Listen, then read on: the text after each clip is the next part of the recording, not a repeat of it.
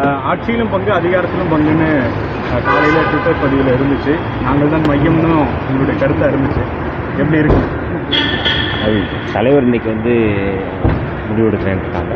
தலைவருடைய முடிவுக்காக நானும் காத்திருக்கிறேன். தலைவர் என்ன சொல்கிறாரோ அதுதான் எங்களுடைய நிலைப்பாடு. உங்களை போன்றதை நானும் அதுக்காக காத்திருக்கிறேன். இது சரியான தருணமாக பார்க்குறீங்களா? குறிப்பாக தொடர்ந்து உங்களுடைய பிரதான கொள்கையே ஆட்சியில் பங்கு அப்படிங்கிறது தான். அதற்கான சரியான தருணமாக பார்க்குறீங்களா?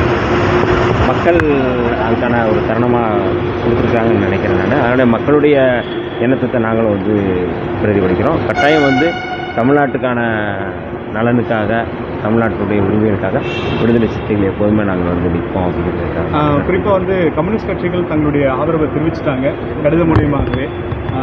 உங்களுடைய ஆதரவு இன்னைக்கு தெரிஞ்சிடுங்களா? எப்படி பார்க்கலாம்?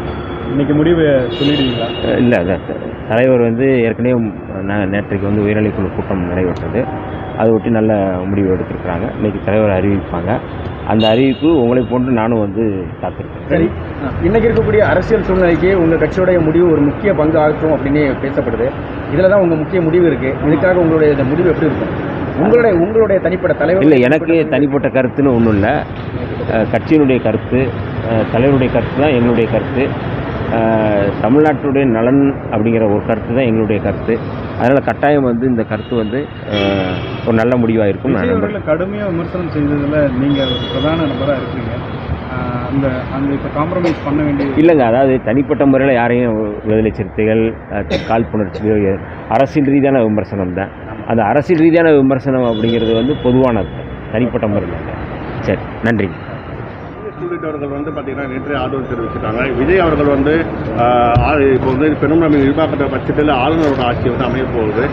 ஆளுநரோட ஆட்சி அமைவது தமிழகத்துக்கு நல்லதான்? இல்லை, எப்போவுமே விடுதலை சிறுத்தைகளை பொறுத்தளவு ஆளுநர் அப்படிங்கிற இதை ஏற்றுக்கொள்வதில்லை. அவருடைய ஆட்சியும் நாங்கள் ஏற்றுக்கொள்வதில்லை. மக்களாட்சி தான், மக்களுக்கான ஆட்சி தான் தொடர வேண்டும் என்று நாங்கள் விரும்புகிறவர்கள், அமைய வேண்டும் என்று நாங்கள் விரும்புகிறவர்கள்.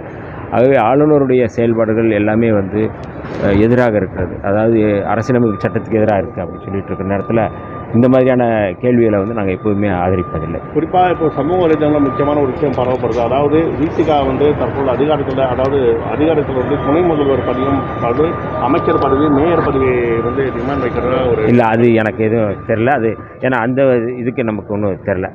எல்லாமே நிறைய மாநிலங்களில் குறைந்த தொகுதியில் உள்ளவர்களே பாஜக ஆட்சி அமைக்கிற அழைத்த போது தனிப்பெரும் கட்சியான மெஜாரிட்டியாக இருக்க விஜயை அழைக்காதது காரணம் என்னன்னு நினைக்கிறீங்க? இல்லை, அழைக்க வேண்டும் என்று எங்களுடைய தலைவர் அவர்கள் ஏற்கனவே சொல்லியிருக்கிறாரு. அதுதான் அரசியலமைப்பு சட்டம் வழங்கியிருக்கின்ற வாய்ப்பு.